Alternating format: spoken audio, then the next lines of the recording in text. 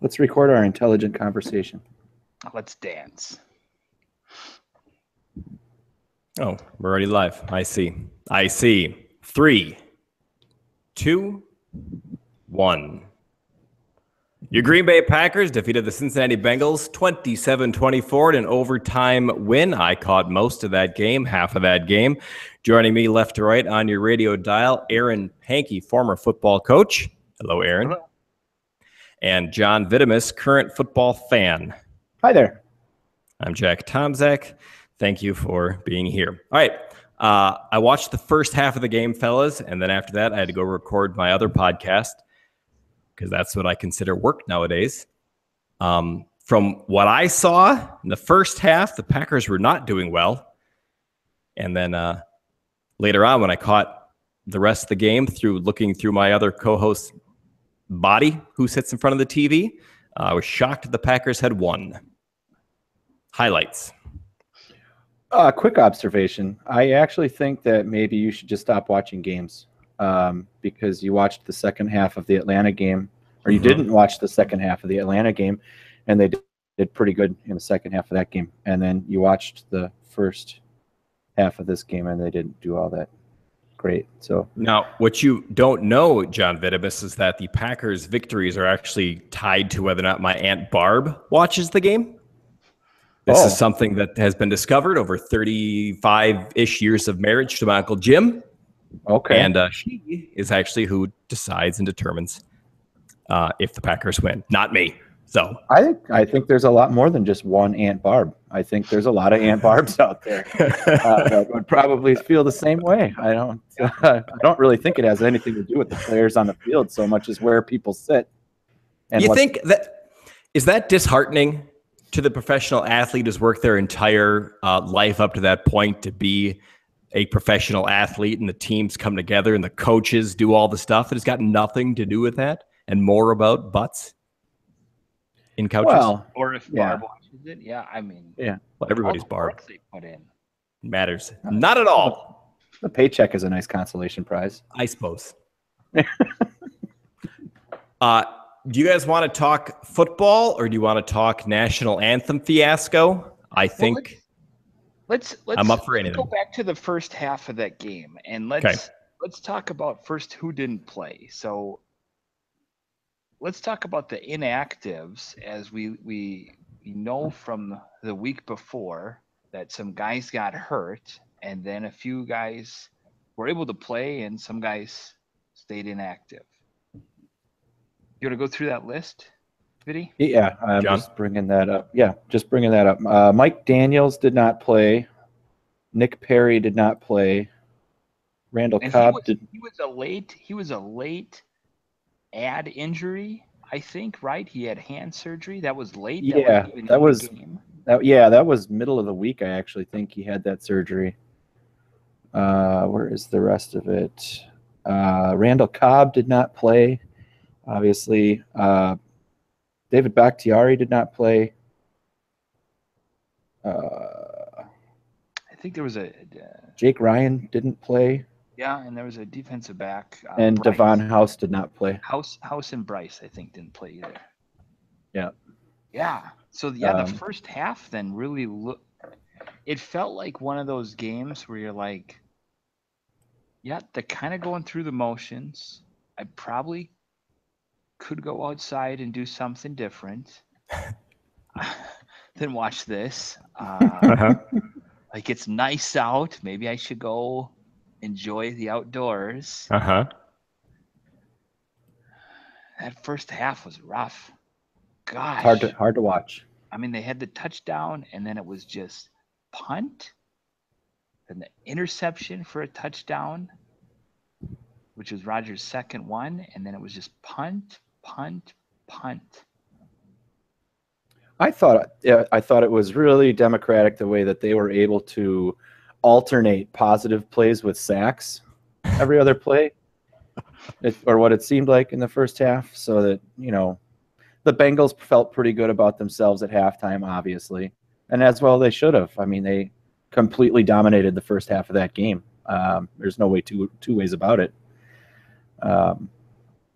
I enjoyed Romo talking about the tackle and the Bengals defensive end Lawson, like, well, they really need to help him on this next play. And then they didn't. And then it was a sack. Yeah. Well, even when they tried to help him, it ended up into a quarterback pressure anyway. That was the first time I'd gotten to listen to Tony Romo, and I really enjoy Tony Romo. He's good at it? New favorite guy. Yep. Oh, that's wonderful. Yep. He was calling plays before they happened, and then he was breaking them down immediately after they happened. Yeah, for sure. New favorite color guy. Yeah. Can he still play? Well, not from the booth, no. If a team wanted him and they could agree on price, is he an NFL caliber quarterback still? Yeah, I think so. I don't think he physically wants to go through that. Yeah, that's smart. Yeah, with he's as rich, many right? back problems as he's had. Yeah, he's gonna be all right. He'll be fine. Is the Cowboys quarterback is Dak's fella? Is that working for them? They were 13-3 last year. It worked out okay. I think. Was it working this year? 1-1 with a game tomorrow night. Yeah. So it's not working. Okay. If Tony Romo's looking for stuff to do, he's from Wisconsin. We're from Wisconsin. He's got the internet. We've got the internet. We're not even 5 minutes in, and you're already talking about replacing Aaron Rodgers again? No, we're adding him to the podcast. I'm replacing Aaron Pankey. Oh, gotcha. Yeah. Gotcha. Okay. Well, that's a horse of a different color. I actually thought when Romo was young and Aaron Rodgers was young, and since Romo was from Wisconsin and I don't know jack about football, I thought, it'd be better if we had Tony Romo be our quarterback. I'm a stupid person. That's okay. Admitting it is the first step in knowing you have a problem. That's true. Yeah. So first half looks like the Packers were going through the motions. You guys mentioned the injuries. Jordy Nelson was not on that list, right? He played? He played, ended up with 2 touchdowns, including the game-tying touchdown late in the fourth quarter. Okay. So they come out the second half, and they have a wonderful drive. Yeah, and Jordy gets his first touchdown there. And then they kind of had to go back and forth, and then that touchdown right at the end of the fourth quarter, was it? Yep. Oh man, I didn't even think he caught it. Out of bounds, and he came up with it. It was an amazing catch. Yeah, and to be able to put a ball right exactly where it needed to be on the run like that, rolling out. I mean, that was an amazing throw, and it was a great catch, and it was probably 3 inches away from getting knocked down, and then who knows what happens. Well, and especially leading up to it, the Bengals go on a long drive, and somehow we stop them for a field goal only. I mean, I thought they were going to go down the field and just score because we couldn't stop them, and then all of a sudden we hold strong for a few plays and field goal, and then we go right down the field. 2 minutes. It's awesome. It did seem pretty weird that within 2 or 3 plays within a start of a drive, you were able to tell whether the Bengals were going to score on that drive or not. Like it just seemed like there was drives when the Packers came out and they were hell-bent on shutting down anything the Bengals wanted to do. And then there were plays where 2 guys covered one guy and nobody covered another guy, and they were just marching up and down the field. I thought the defense played great considering all the guys out. I mean, I just thought they played pretty well when they needed to play well. I mean, yeah, they had a few communication breakdowns, especially what was that, the second touchdown that Giovanni Bernard scored when I don't think there was anybody within 5-10 yards of him as he was getting close to the goal line. But other than that, but you're going to have that with a bunch of young guys filling in for injured starters. I mean, is that when the player you're talking about right now, is that when the running back came out on the left side and nobody was covering him? Yep, because two guys went the other way. I saw that. I had a child on me at the time, but I saw that, and I just, fair or not, I keep coming back to the Dom Capers question. But you've said he's capable, and so I guess my question is, what was the breakdown there? Was it young players not knowing where they should be, or were we out schemed? No, it was two.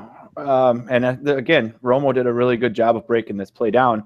When the back came out, if he went left, it was one guy's responsibility. If he went right, it was the other guy's responsibility, and they didn't communicate that well enough. And so they both went to the right to play zone, and nobody followed the back to the left. Okay. So, but I mean, like I said, you're going to have communication breakdowns. You're going to have rookies making rookie mistakes. But overall, I thought the defense played a pretty good job. Yeah, considering all the guys were out and almost, I mean, you go into it knowing that the Bengals really struggled on offense. We had a bunch of guys missing from our defense. So you kind of felt, who knows what you end up going to get from this. And you know, we have a pretty good offense, but now we've lost our line. So you're like, I could see us losing this game just based off of all of that. And then when they started that first half, you're like, yeah, we're going to lose this game. We're three games in and already doing the, our line's gone. Our defense is gone. Well, who knows? Could have been good. Oh, what could have been. That's what it felt like just sitting there watching it today as a fan. Do the injuries that the Packers have, which you guys know more about than I do, are they injuries that can be overcome between now and when it matters? I mean, of course, every game matters, but the Vikings didn't look half bad on Sunday. The Lions were what? A fumbled touchdown away from beating the team that beat us last week? Yeah, no, I don't understand that play for Detroit either. The guy gets the touchdown. They reverse the touchdown, and they're like, oh, there's 8 seconds on the clock, but we'll just run it out, and you don't get to. They explain that on the telecast, and I totally agree with it. It was a 10-second runoff because it was originally because when they ruled it a touchdown, the clock stopped. Mm-hmm. But then when they ruled that he was down by contact, the clock would not have stopped. So they had a 10-second runoff, and therefore they ended the game. Because if you think about it, if Golden Tate catches that ball, is ruled down, those two guys are both going to fall on top of him. There's no way they're getting up in time to snap the ball again. That game is over anyway. I talked to another know-it-all today who said that 8 seconds is plenty of time.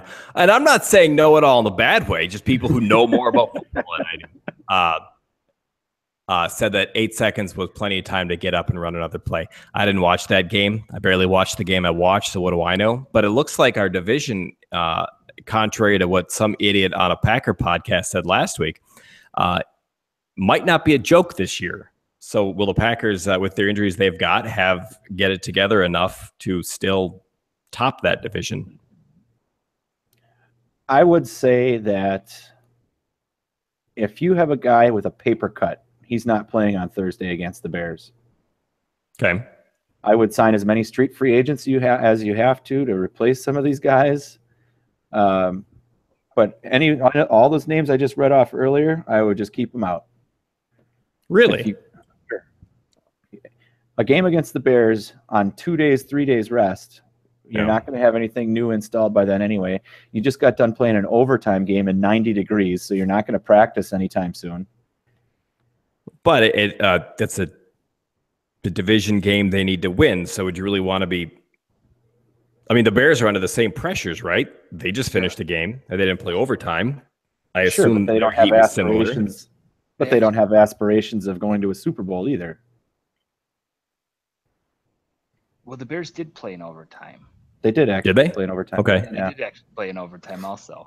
Yeah. So both teams are going into the same thing. And as a team that has Super Bowl aspirations, we need to beat a division opponent more so than they do. Well, let's. Right? I'm not suggesting calling the game and just tanking it. We're going to forfeit because it was hot on Sunday. What do you guys think? Bears. The Bears.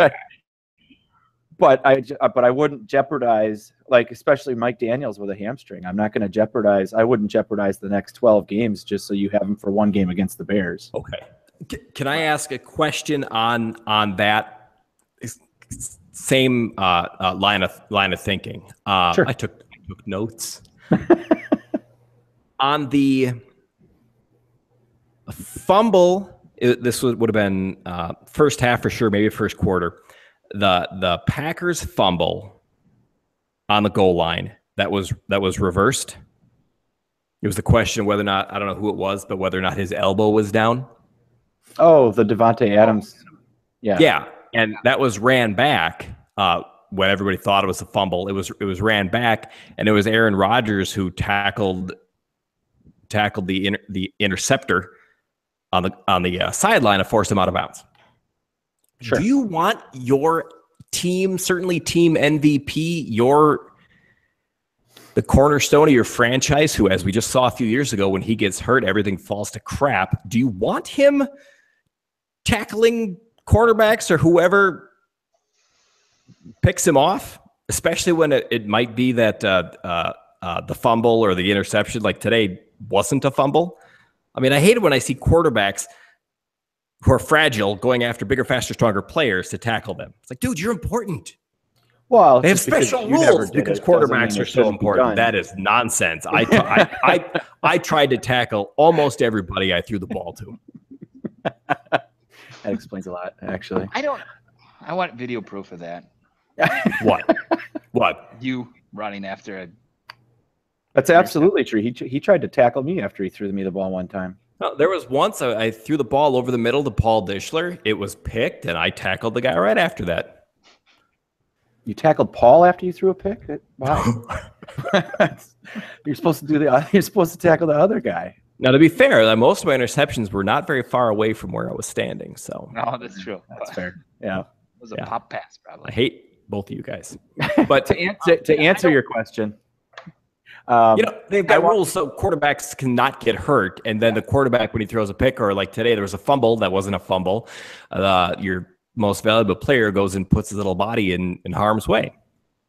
I want my quarterback in an ideal world to just be running in front of the guy that has the ball, yelling, "Don't touch me, don't touch me," and just wait for his teammates. Just slow him down. You either usher him out of bounds or you slow him down enough for somebody else to catch him. Yeah. I would prefer him not making a tackle. Yes. Yeah. Quarterback shoulders are for throwing, not for, throwing into a guy and risking an injury. Right. Yeah. I agree. I think he did that out of frustration, though. I mean, he was pretty... Yeah. I mean, the way the game was going, he needed to release some of that frustration, which I think he ended up doing in overtime on the pass to Geronimo Allison. Another free play. I don't think there's anybody better in the history of football at just getting free plays all the time. I like how the whole overtime set up. So explain to people how it's set up. Being me. How it played out. The Bengals have the ball, and they're about to run a play, and they have to call timeout. And Romo is on the air saying, you really want to get a confident play here. You want to get some yards here. You don't want to do anything that's going to put you in a hole. So they run the ball, and they lose like 3 yards. And then it just goes downhill for the Bengals. This is why you don't run the ball on 1st and 10. No, you could throw to your AJ Green, throw to your best player, get them yards moving forward. So they don't do that. And then they punt. And then I'm thinking, okay, so same logic applies to us probably, right? And we go and have 2 incomplete passes right away. And I'm thinking, well, that's great. We're going to have to punt it back. It's the same thing. Romo just told us don't do that, and we do it. And then all of a sudden we get the free play, and Rodgers zings it as far as he can, 73 yards, almost touchdown. And it was just amazing. Yep. And, I think he really got into a rhythm. I want to say it was late in the 3rd quarter. Maybe it was early in the 4th quarter. It just seemed like they just told Ty Montgomery, you can line up in the backfield or you can line up in the slot. We're not going to hand the ball off to you. We'll throw it to you, but we're just going to go 5 wide. It's not your show anymore, Ace. We're going to turn this one over to Aaron because, well, that's what we pay him all this money to do, and he's our MVP. And he just got him. This line? Right. Right. Right. Come on. Everybody's seen this movie before. We all know how this plays out. You don't get the ball anymore unless you catch it. And I think he got himself into a rhythm. And then as soon as he gets the chance for a free play, it's just unbelievable. Oh, and what a throw, too. Yep. Wow. In that tight window. Yep. Ooh. Yeah, and to have faith in a guy like Geronimo Allison, who's never really been a big part of the – yeah, exactly. Yeah. So, Geronimo Allison. You guys have any idea how hard it is to throw a ball a long distance to a guy, and it's got to be like in a specific part of that guy's body or it gets picked off? Yeah, but your definition of long passes is completely different than everybody else's definition.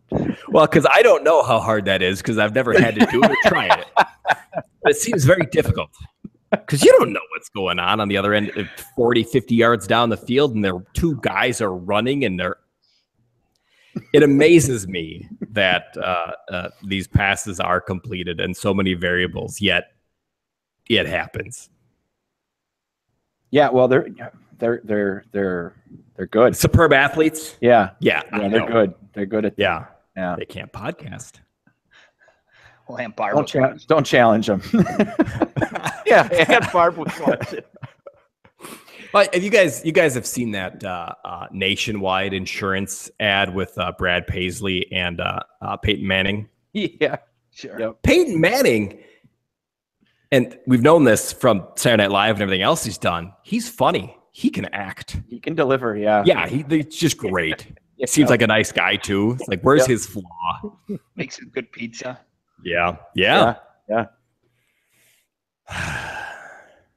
So he's one I won't challenge to podcasting. Tony Romo, good quarterback. Unless he gets his uterus damaged, and apparently quite the color guy. Yeah, and some people have it all, and we get to hear him again on Thursday night. So coming into Thursday, if we don't forfeit, right? Back to the Heat, the injuries, the Bears, the overtime. What do you expect out of that game? I think he's talking to you.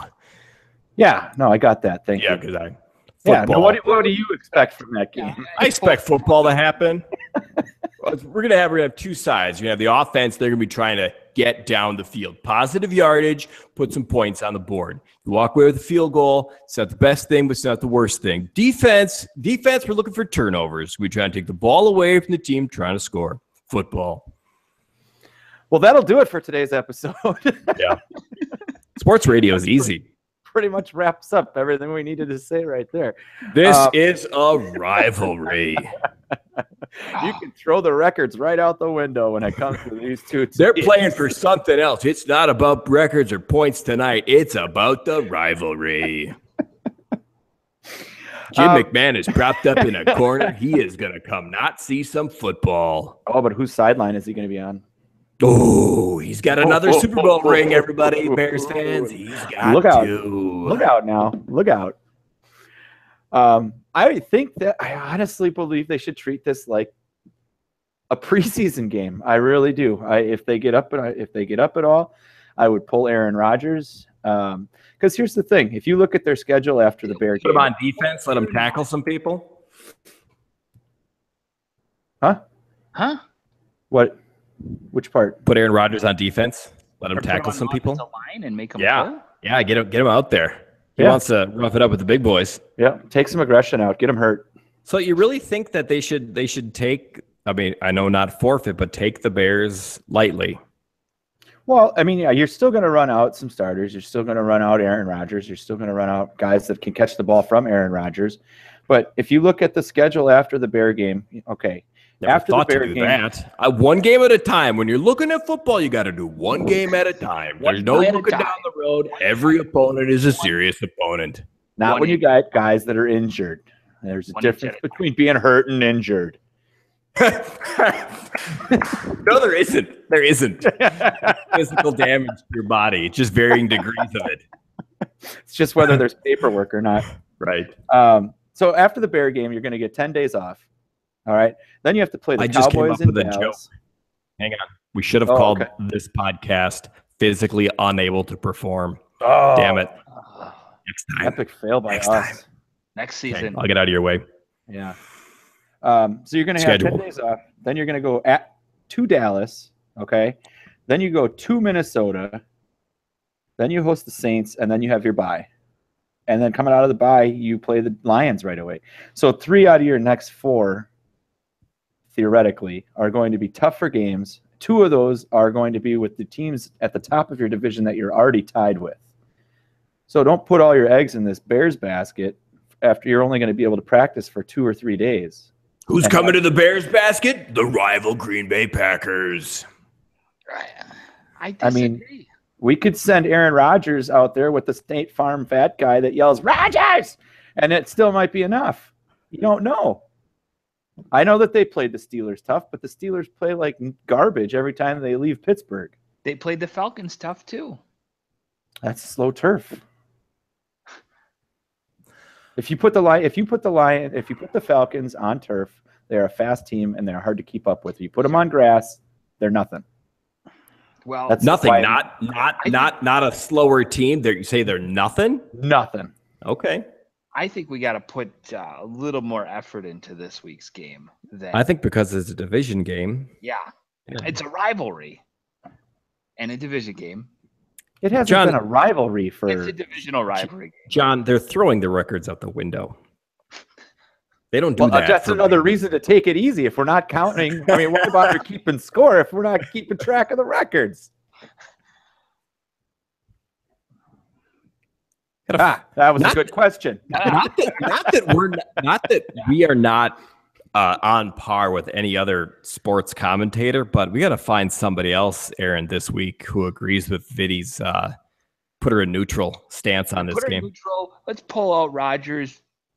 Second quarter, after he's gotten some snaps, few drives, just sit him down. Yeah, play the guys in the fourth quarter who are going to be working at Home Depot next week. Preseason, practice squad guys. You guys are really going to feel like snot after Aaron Rodgers gets hurt in the third quarter of that game that they're up by 20 points. Well, I will agree with you on. Well, I'm of 2 minds on quarterbacks. I think they treat them like they're kickers or other non-football players. And if they're going to be on the field, they shouldn't be able to slide. A running back can't slide, can they? Yeah. Yeah, they can give up. You can give them up. And so anybody can give up and then not be tackled? Yeah. No. Quarterbacks are just the ones who do it, I suppose. I suppose if a running back did it, you're not going to be on the team next week. No, most of the time if a running back or a receiver does it, it's just because they're trying to consume or kill the clock. Yeah. But I do, not just for this game, I think for any game, if you're quarterback, if you've got a comfortable lead, pull the people you can't afford to lose. Right. That's what I'm not suggesting run them out there for 2 series and score 6 points and then pull them.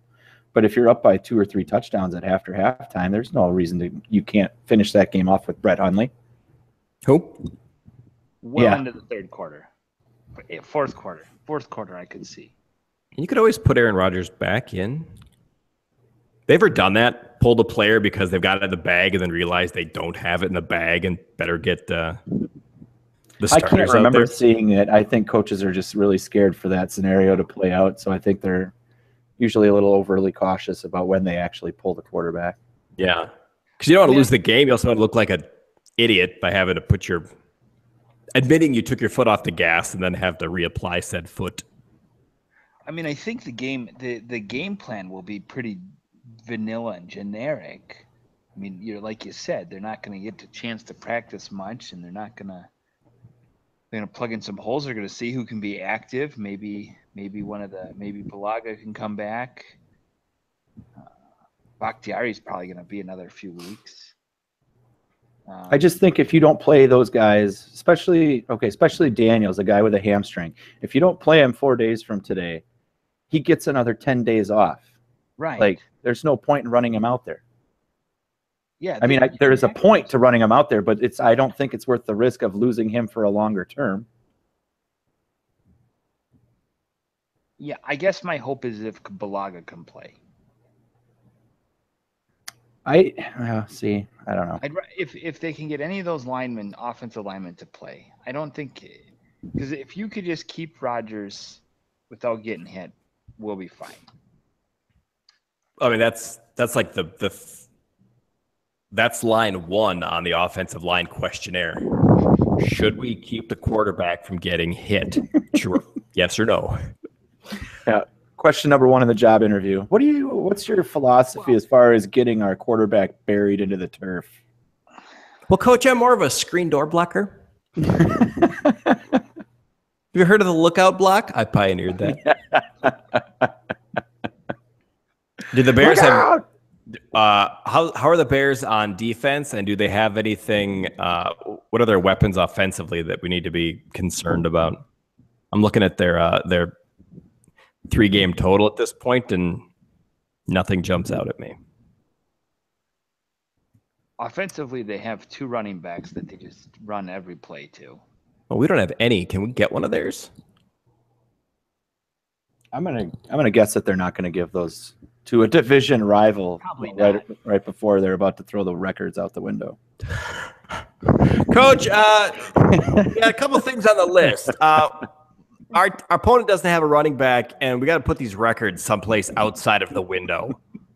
Not too far, because we're bringing it back in after the game. Ooh, what if we traded one of our running backs to those Packers, and then he could drop the records off on his way up there? Never to be found again. Perfect. Mystery solved. We are ready to rock. Edgar Bennett's the offensive coordinator for the Packers now, right? In title, yes, I believe that is correct. Yeah. Now he played for the Packers played for the Bears for a couple years after he played with the Packers. I think it was one of those things where he had to take the records. Yeah. Yeah. Yeah. So we're gonna know not to fall for that trick, right? We'd like to think so. Yeah. Yeah. That's how we got Jim McMahon for Super Bowl 32. He was taking records out. We grabbed him.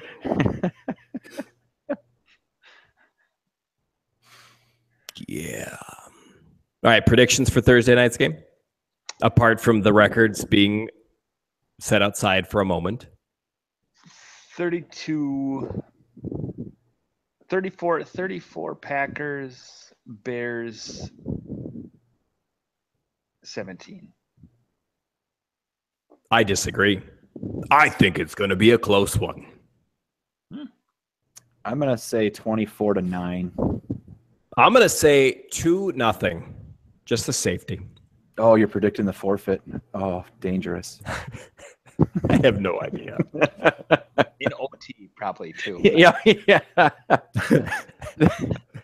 The infamous walk-off punt block safety. People are so worried about where the records went. They're not going to be playing football.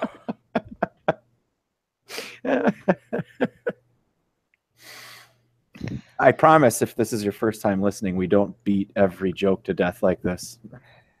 I would like to point out, John, because you're clearly not a regular listener of my other daily podcast or radio program, that's all I do. I said we. I didn't say you. So, Jack, yes. You brought up something early in the show, and I moved off the topic right away. Yeah, I'm familiar. The national anthem. Yeah, do you care?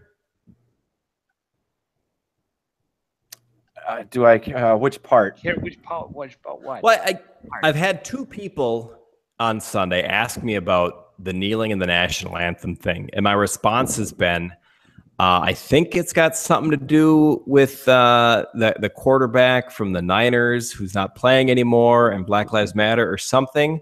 But the trick is not to pay attention to it. So that's all I know. But I know that if somebody's trying to get attention for something and you don't give them that attention, it stops. Did you see the president's statements? Which president? Our president.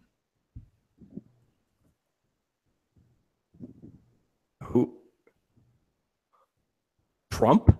Yeah. The real estate guy? Yeah. Holy shit. Yeah. No. Next thing you're going to tell me Ronald Reagan was a president. No. The actor?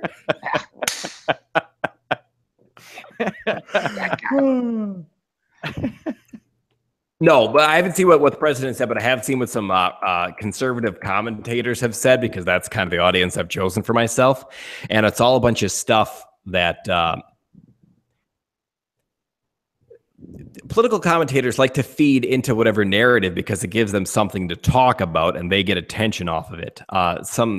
Tommy Lauren, she's a smoking hot conservative commentator, said something about it. It's like, lady, you've never played football. You probably don't watch football. You don't know much about it. But I see that you're trying to get attention off of this thing. So that's all I know. What did Trump say? I don't know exactly. I think it's along the lines for me of awareness to just become informed about what is happening. And so I have to definitely do some more research to learn about what is happening. Well, and I think that was the exact opposite of what Trump was trying to get accomplished with his whatever he was trying to say on Friday, because basically what he said, and Jack, I think you're absolutely right, and not that they should be ignored, but if you want their protests to stop, find out what they're actually protesting against. Work for a solution. Don't just totally ignore them, because then they're just going to get louder. But what Trump said was, these SOBs, and he used the words sons of whatever. Thank you. We can edit swears out, but it's kind of a deal. Right. So I just saved us all the trouble there. Appreciate that. He did not. But he said they should just all be fired. That's not even realistic. It's not realistic. And it's a horrible way to deal with a problem. And you just he basically just convinced every member of the NFL Players Association, along with most of the head coaches, at least half of the owners, to all unify against him. He gave them a bulletin board comment. Right. You don't do that in sports. Nope. Right. Didn't Trump own the USFL for a minute or something? Or attempted to? He had something to do with professional football a million years ago. He had a USFL organization, I believe, and then he put in a bid to buy the Buffalo Bills when they were up for sale. Just I want to say, gosh, what was that? 5-6 years ago, maybe. So let's thank the NFL for not letting them in. I guess smarter than the voters. Probably the best thing Roger Goodell has done with his commissionership, and it's not a long list.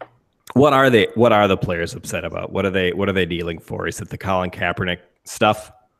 Well, yeah. I mean, it's social injustice, racial profiling, and Charlottesville. Right. Yeah. And they want a forum, basically, that clearly this president is never going to give them.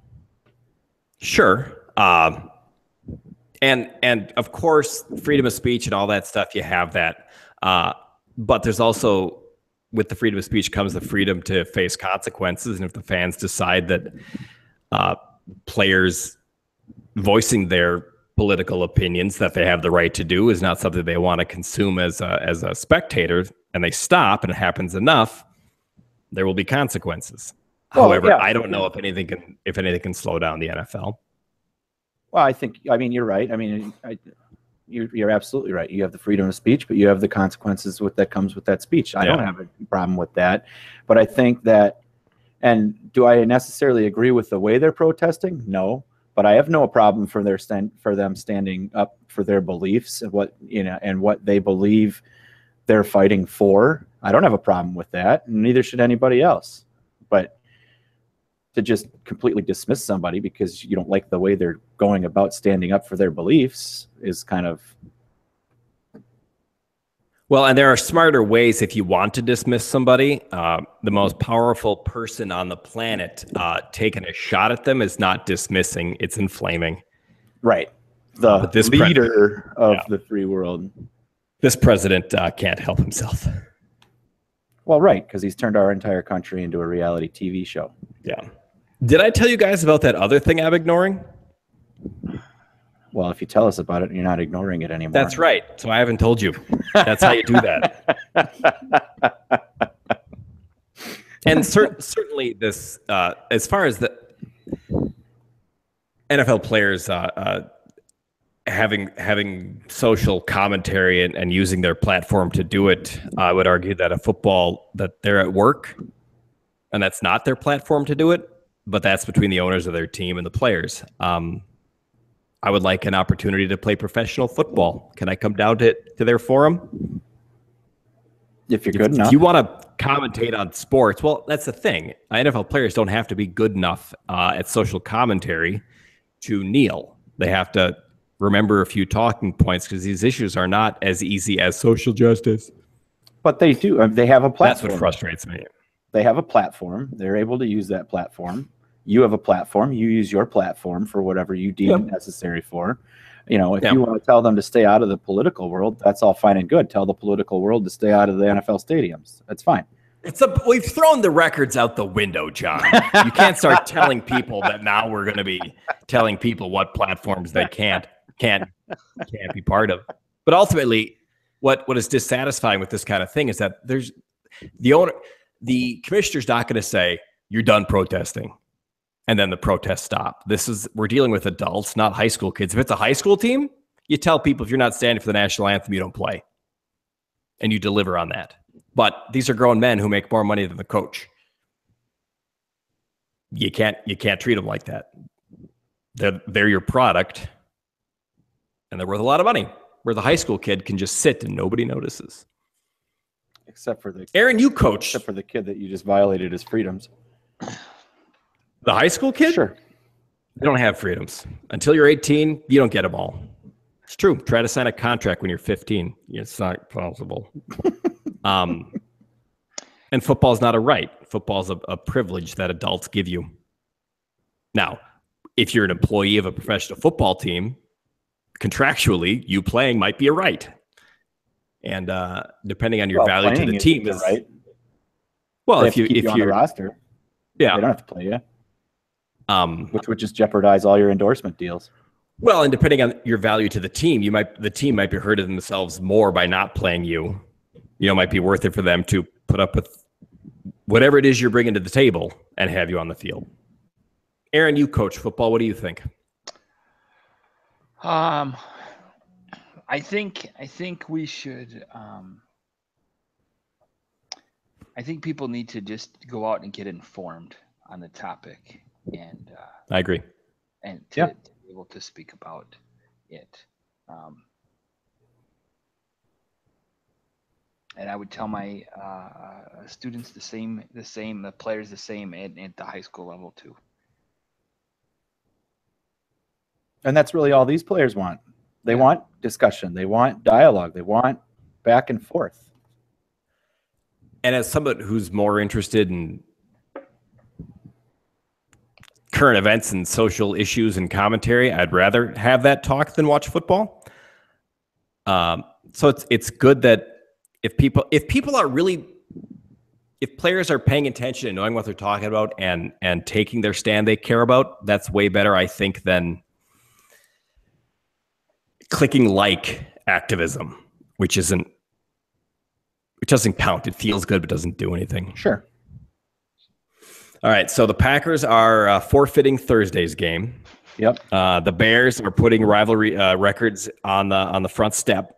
Yep. For Edgar Bennett to come by and pick up. When do they actually throw them out? When is that?